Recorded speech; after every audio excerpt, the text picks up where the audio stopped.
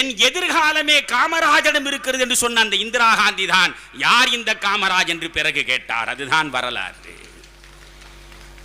2 பிரதமர்களை உருவாக்கியவன். 5 ஆண்டு காலம் அகில இந்திய காங்கிரஸ் தலைவர், 15 ஆண்டு காலம் தமிழ்நாடு சட்டமன்றத்தின் உறுப்பினர், 10 ஆண்டு காலம் நாடாளுமன்றத்தில் உறுப்பினர், 9 ஆண்டு காலம் தமிழகத்தினுடைய முதலமைச்சர், 14 ஆண்டு காலம் தமிழ்நாடு காங்கிரசின் தலைவர். செத்தார். நண்பர்களே, 10 வேட்டி 10 சட்டை 63 ரூபாயோடு செத்தார். காரணம் என்ன?